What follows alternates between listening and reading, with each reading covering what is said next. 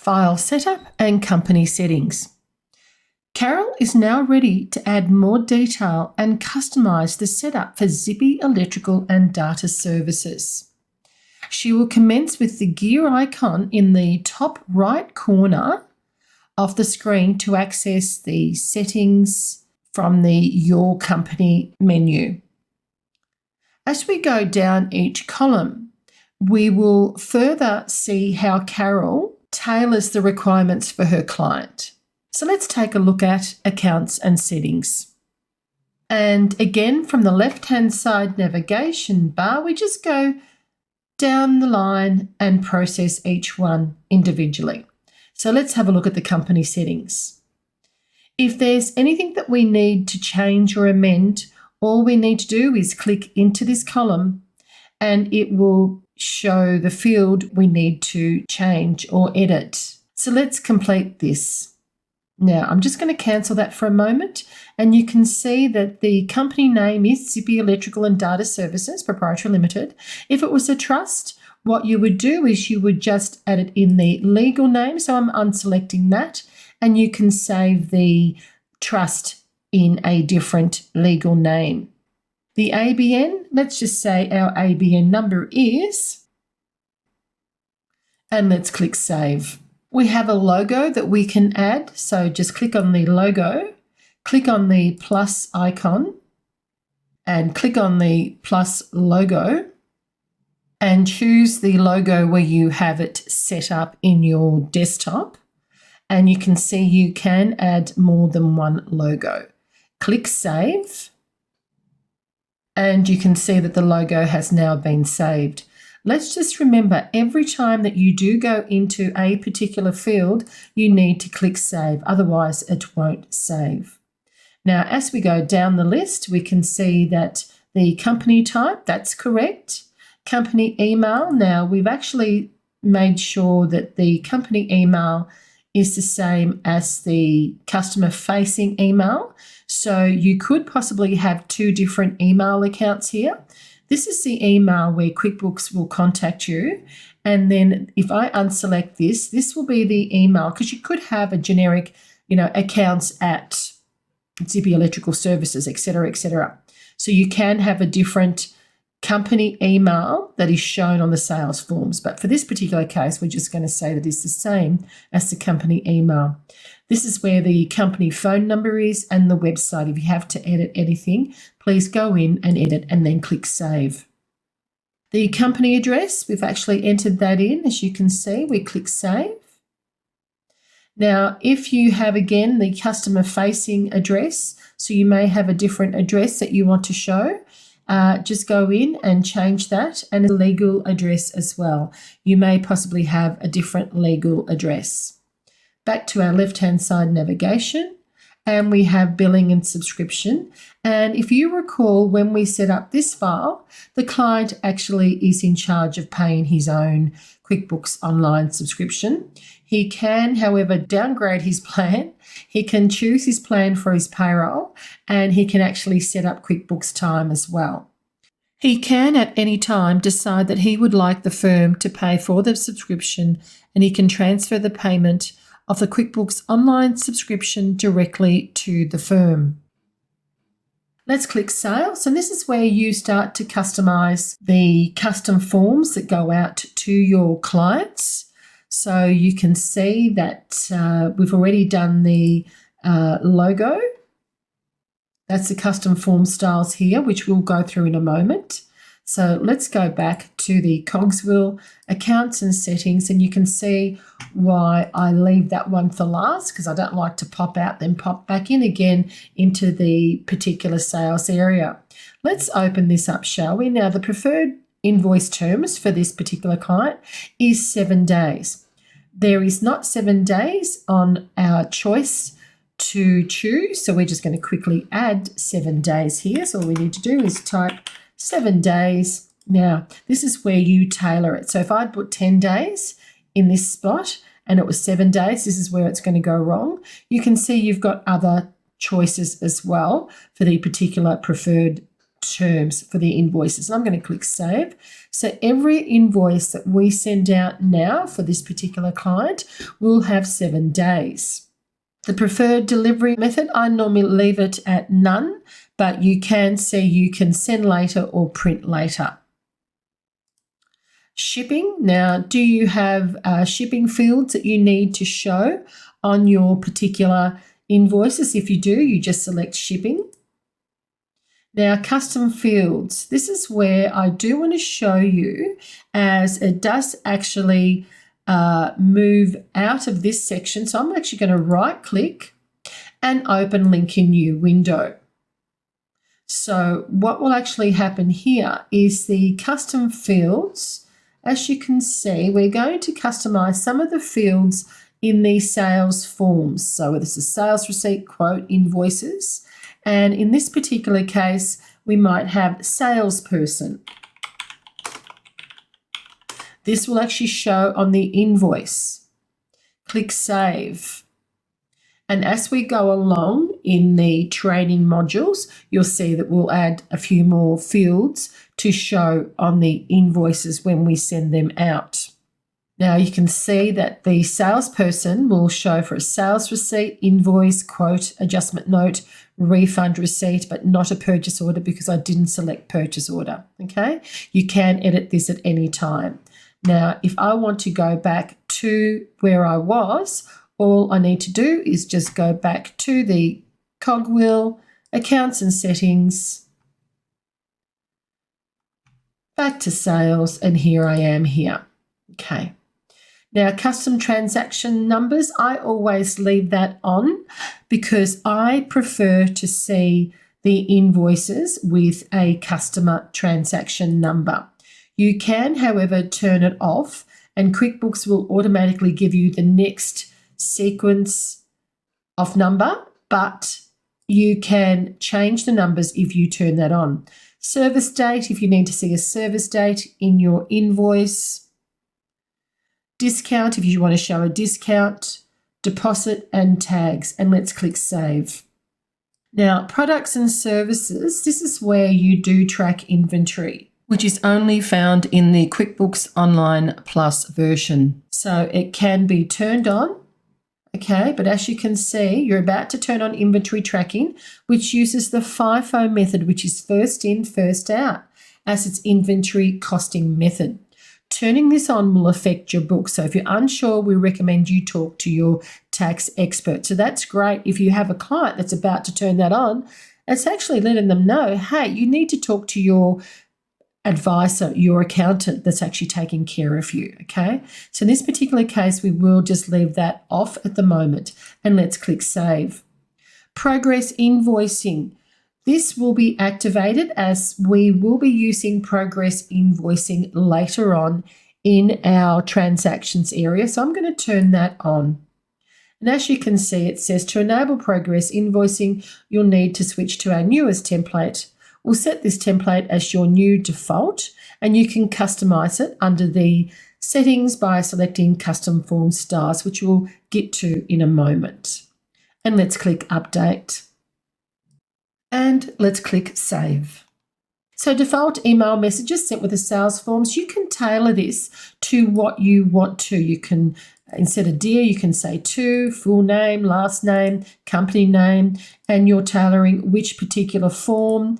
As you can see, you can tailor each individual email message. You can also email a copy to Damien, who is the owner. I always select this on because that way when a client produces an invoice, or if you, the trusted advisor, accountant or bookkeeper, produces invoices for your clients, they will receive a copy and they know that that invoice has gone out. So have a chat to your client about this. Now you can also copy CC and BCC in each individual invoice, and from here this is where you would set up a standard CC email address if every invoice has to go out to a certain person. It could be a director, it could be an accounts person. So just have a chat to your client in relation to CC and blind CC as well. And as well as the quote, and let's click save. Now, the reminders is quite handy. If you do want to send out reminders, you can see that, let's just say you've got some invoices in the system and they haven't been paid by their due date. Well, this will automatically send out the reminder. And if we want to send out a reminder 3 days before the due date, we can actually turn that on. So reminder 1, and you can see you can tailor it as much as you need. Then you've got a reminder 2 and a reminder 3. In this particular case, I will cancel, and we'll cover this in the upcoming module on transactions. Email options, online delivery. You can, on the actual sales form, you can show the full details in the email when it goes out directly to the client electronically. You can attach the PDF as well electronically when it goes out to their customer. Additional email options for invoices. I always leave mine on online invoices, not the plain text, and let's click Save. Again, with the statements, what would you like to view when you're sending out statements, whether it's a list, each transaction as a single line, or list each transaction including all the detail lines. So make sure that you are tailoring that to suit your client. The next one is expenses. And this is where, don't forget, we have the plus version. The plus version has all the options to itemize the table on expense and purchase forms, track expenses and items by customer, make expenses and items billable. You can have a default bill payment terms as well in the system. I'm just going to say net 30 and click Save. Purchase orders, do we need purchase orders on or off, and the default message? I'm going to leave mine to on. TPAR, we all know what a TPAR is. So if your client is in the building and construction industry, which ours is, we need to turn this on. There are, however, other industries that are actually requirements of the ATO that they have a TPAR, which is a taxable payment annual report sent out to the ATO in August. So please make sure that when you're setting up your clients, make sure that you're on top of the compliance as well. So I'm actually going to turn that on, and let's click Save. More will be covered on TPARs in the module called Preparing a Set of Accounts for End of Financial Year. You also have a default message with your purchase orders. If you want to tailor that, click Save. Then we have time. Now this is for businesses that record and charge time. This works in with payroll and timesheets and can be imported into the payroll center for your employees. So let's just say the first day of the work week is Thursday, because we go from Thursday to Wednesday pay week for Zippy Electrical. So we're going to say the first day of the work week is Thursday, and we click Save. And you can see it's saved to Thursday. On the timesheet, because we have time billing as well, you can option to show the service field in the timesheets, allow time to be billable as well, and show the billing rate to users entering time. Now, this is quite handy for the time billable section, which we'll take a look at later. So I'm just going to leave both of those on and click Save. We will cover more in timesheets in the upcoming module on payroll. Advanced, again, just go through each step and make sure that it is exactly what you are after for your client. If we click on the accounting section, first month of the financial year will be July. However, you may have a client that is in another country, such as the US. Their first month of the financial year is January. So you can see you can tailor this for a lot of different clients. First month of the tax year, well, I'm going to leave mine as same as the financial year, but because we are in Australia and the first month of the financial year is July, but you can see you can change it to January if you need to. Accounting method, again, make sure that you are aware of the accounting method. And over here, because I clicked on the question mark, it actually gives me an example of cash versus accrual. So if you're not quite sure, read up on that. In this particular case, I'm going to leave the accounting method on accrual. Now, don't forget, this has nothing to do with the GST method. So if your GST method is on cash, you can leave the accounting method on accrual, and when we finally set up the GST method, we can set that up as cash.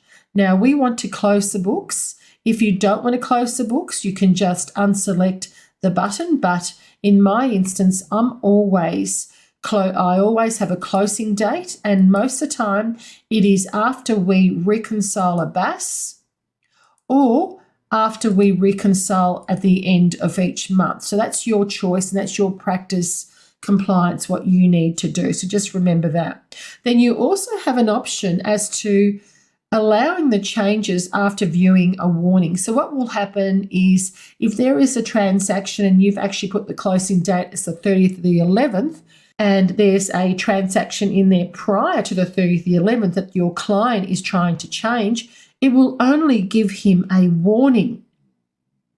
He will read the warning and go, yeah, I can change this. So he actually changes it without you knowing. Here's a tip, guys, I always use this one. I always entering a password.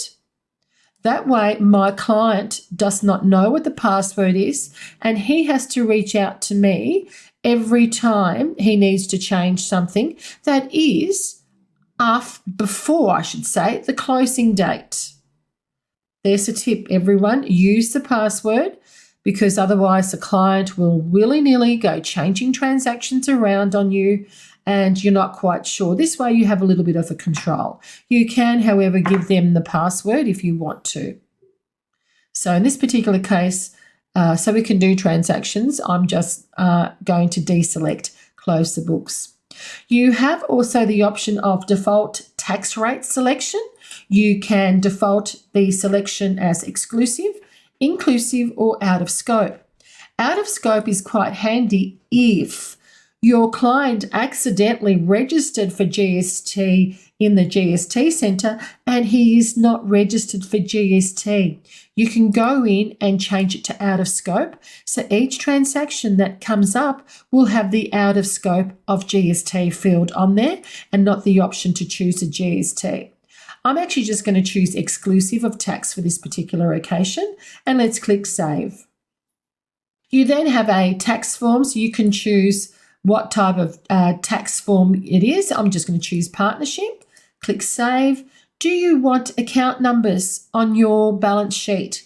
If you do, you just can select the button and turn on your account numbers.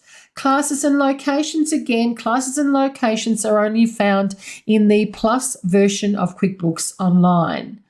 Let's select both of these because we will be covering transactions with classes and locations in the upcoming transactions module. With classes, you can see you can actually assign a transaction to one entire transaction, I should say a class to one entire transaction, or a class one to each row in each transaction. So I'm just going to leave it go to one in each row in each transaction. Do you want a warning if a transaction isn't assigned a class? That's good, but can I say sometimes it gets a little bit irritating, because if you do need to produce a transaction without a class, this reminder will always pop up. It's going to remind you each time, but you know what? There are instances where you do actually need the warning, and I do have that on various clients as well. So let's click Save. Automation. Pre-fill forms where previously entered content. I always leave mine on because you can see that it will save you a great deal of time. So if you're processing an expense, and let's say it's Officeworks, it will recall that Officeworks, last time you used that transaction, it went to office supplies, the amount and the GST. So you need to recall that when you process another manual expense for Officeworks, it will come up with exactly the same amount. So you do need to remember to go in and change that amount. But you know what? It saves you a great deal of time because it's already processed with the actual account and the GST. Automatically apply credits. This is one that I turn off. because I need to be in control of all my credits and what invoices they go to for a particular client. Because if you leave that on, and let's just say he's processed 3 invoices, and then he's had to give a customer of his a credit. If we leave this on, it will automatically apply the credit to the latest invoice. And sometimes we don't want that. We want to be in control of where that credit goes to. So I always leave mine off. Automatically invoice unbilled activity, I leave mine off. And again, automatically apply bill payments. It's the same as the credits. I always leave mine off because I want to be in control of where my bill payments are actually applied to. But there is that instance where you may want to keep them on. So just think about it when you're setting up your client's file. And let's click Save. We will be covering projects in the upcoming module on transactions. And again, it's only available in the QuickBooks Online Plus. And if you do not turn this on, it will not appear on your navigation bar. So just remember, so we will turn this on. So we will see projects in the navigation bar. And let's click Save. If your client has multi-currency, you can see you can turn that on. There is a but. If you turn that on, you can't undo or close multi-currency down. It will always stay on your file. So have a think about it. Does your client really need multi-currency feature on the file? Some clients do. But I've had clients where they've decided to turn it on because they've processed a PayPal, US dollar amount, purchase something. So just have a chat to your client. Make sure that they do use multi-currency in the correct manner, because you will be reconciling multi-currency accounts as well. It will also automatically bring in multi-currency bank accounts as well. Okay, so just remember that. In our case, in this particular instance, we will be turning multi-currency off at this stage. The last one is preferences. Now, these are nice little things to have. You've got a different date format, number format. Warn if duplicate check number is used. I always leave that on. And I always turn on warn when I enter a bill number that's already been used for a supplier. That's really handy because sometimes, clients might go in and they might add in a bill twice or even 3 times. This will warn them that the bill number has already been used, and more than likely they're trying to enter in the same bill more than once. And again, I would also select the duplication for a journal number as well. You can sign out automatically if this has been inactive for over an hour, 2 or 3 hours. This is quite handy if you're in a large office and let's just say you go out for lunch and you forgot to log out of your QuickBooks Online file for the client. It will automatically log you out when it's been inactive for over an hour. You can say 3 hours if you like. I'm just going to leave this one at an hour and I'm going to click Save. And we have completed the first part of the accounts and settings. So Carol has now customised the accounts and settings for Zippy Electrical and Data Services and is now ready to set up the GST requirements in the GST Centre. So let's log out of here and we say done. We're closed. Let's just check this. That's been done. Let's click Save. Done. And we're back to the main screen. So we'll take a look at setting up GST Centre